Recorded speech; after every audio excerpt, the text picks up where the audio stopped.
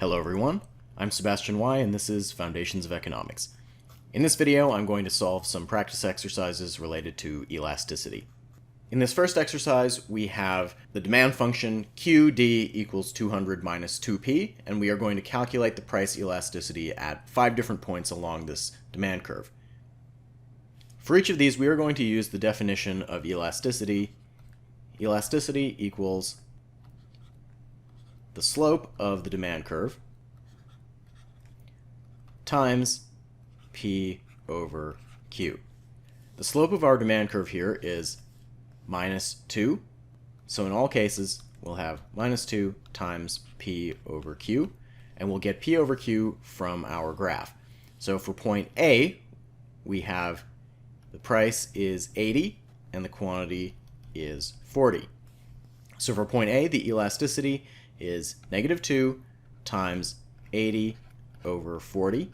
80 over 40 is 2, so we get negative 2 times 2 is negative 4. For point B, we have price is 60, quantity is 80. So for the elasticity, we have, again, negative 2, that's the slope, times 60 over 80. Multiplying this out, we get negative 2 times 60 over 80 simplifies down to 3/4. That gives us negative 6/4, which simplifies down to negative 3/2, or negative 1.5. At point C, we have price of 50 and quantity of 100. Plugging that in, we get negative 2 times 50 over 100. 50 over 100 is just 1/2, and so that becomes negative 1. Moving on to point D, we have a price of 40 and a quantity of 120. Plug that in, negative 2 times 40 over 120. 40 over 120 simplifies down to 1/3, so that's going to give us negative 2/3. And finally, for point E, we have a price of 20 and a quantity of 160.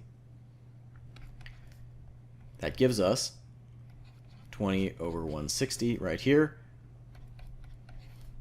20 over 160 simplifies down to 1/8, and that's going to give us negative 1/4.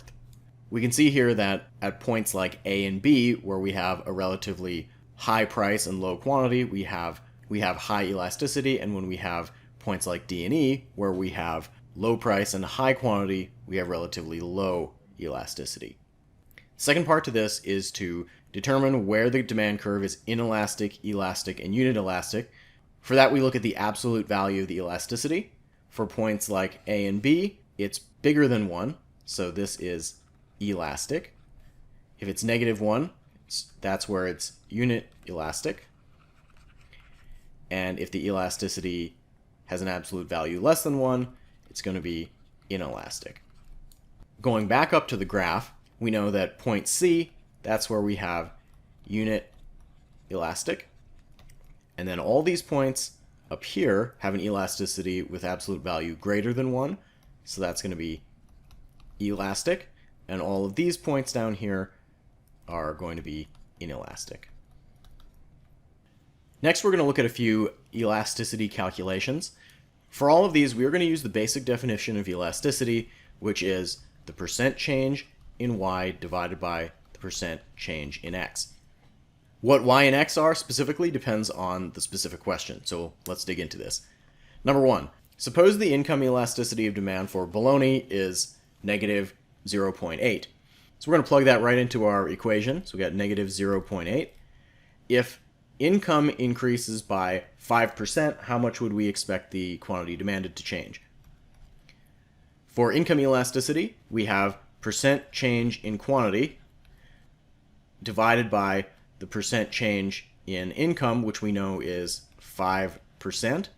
So now we just need to solve for percent change in quantity by multiplying both sides by 5%. So we get the percent change in quantity equals negative 0.8 times 5%. That's going to come out to negative 4%. The quantity demanded is going to drop by 4%. Number 2, suppose that when the price of whiskey falls by 5%, the quantity of vodka demanded increases by 2%. What is the cross-price elasticity of vodka with respect to the price of whiskey? This time we don't know the elasticity, but we do know the percent changes. For cross-price elasticity, we have the percent change in quantity, which is negative 2%, it decreased by 2%, and then we divide that by the change in price, which is the price of whiskey falls by 5%, so that's negative 5%. The negative signs are going to cancel out, and we're just going to get 2 divided by 5, which is 0.4. Number 3, suppose the price elasticity of the supply of corn is 1.4. So we're doing the price elasticity of supply. How much would the price have to change for the quantity supplied to increase by 7%? We'll put in 7% for the percent change in quantity, and then divide that by the currently unknown percent change in the price.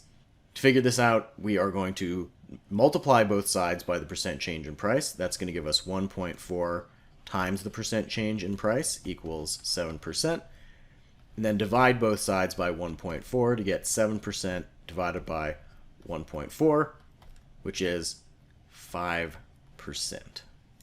Number 4, there is a small typo here. This should say the price elasticity of the demand for cheese is negative 0.7. If the price increases by 2%, how would the total revenue increase or decrease? Since the absolute value of the price elasticity is less than 1, it is inelastic here. That means that increasing the price will increase the revenue.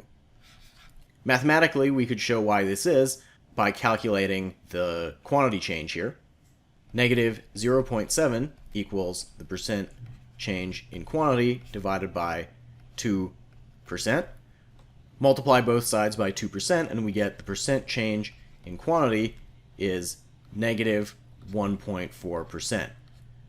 Since total revenue is price times quantity, and the price is going up by more than the quantity is going down, that's why we get an increase in the total revenue.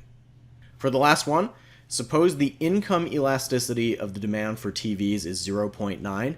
If the price of TVs increases by 6%, how much would we expect the quantity demanded to change? If we read this carefully, we can see that the only thing we know here is the income elasticity and the price change. That means we do not have enough information to answer that question. We would need to know the price elasticity to be able to do this, so it's impossible to know.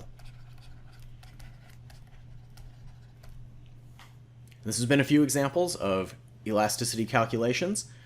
If you have any questions, feel free to let me know. Thanks for watching.